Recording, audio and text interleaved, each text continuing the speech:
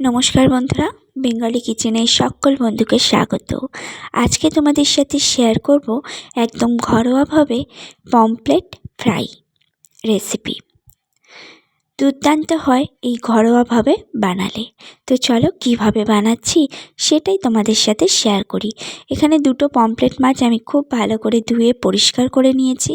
এবার দেখো এর মধ্যে পরিমাণ মতো অল্প করে একটু লবণ দিচ্ছি, আর দেব অল্প করে পরিমাণ মতো হলুদ পাউডার আর লবণটা কিন্তু একদম অল্প সামান্য করে দিতে হবে, যেহেতু মাছের পরিমাণটা কম। এবার দেখো একটু লেবুর রস, লেবু চিপে আমি দিয়ে দিলাম। তারপর দেখো এখানে হাফ চামচের মতো দিয়েছি গোলমরিচ পাউডার, আর দিয়েছি খুব সামান্য পরিমাণ লাল লঙ্কা গুঁড়ো। এবার এখানে ধনে গুঁড়ো দিচ্ছি, আর দেব এখানে জিরে গুঁড়ো। তারপরে দেখো এখানে একটু সর্ষের তেল আমি অ্যাড করলাম, আর এখানে পেঁয়াজ, রসুন আর ধনেপাতা একটু আমি থেঁতো করে রেখেছিলাম, সেই থেঁতোটাই কিন্তু আমি দিয়েছি। আমি বেটে রাখিনি, থেঁতো করে রেখেছিলাম।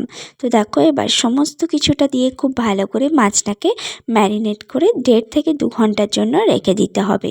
যত বেশিক্ষণ রাখতে পারবে এই ম্যারিনেশনটা কিন্তু তত ভালো হবে, আর মাছের ফ্রাইটা কিন্তু ততটাই সুন্দর হবে।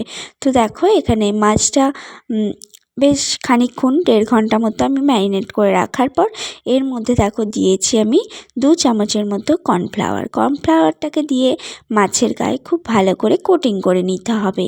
নিয়ে তারপর গরম তেলের মধ্যে এটাকে ওলট পালট করে একটু এপিট ওপিট ভালো করে ভেজে নিতে হবে।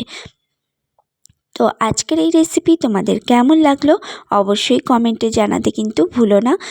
পুরনো বন্ধুদের অনেক অনেক ধন্যবাদ, অনেক ভালোবাসা, শুভকামনা। আর নতুন বন্ধুদের জানাচ্ছি সাদরে আমন্ত্রণ।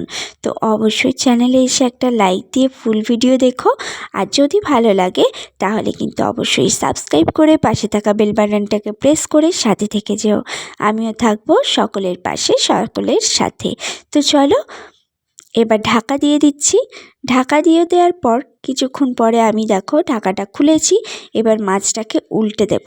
উল্টে দিয়ে অপর পিঠটাও কিন্তু খুব ভালো করে লালচে করে আমি ভেজে নেব। আজকের এই ছোট্ট রেসিপি তোমাদের সাথে শেয়ার করলাম। কেমন লাগলো অবশ্যই কমেন্টে কিন্তু জানাতে ভুলো না।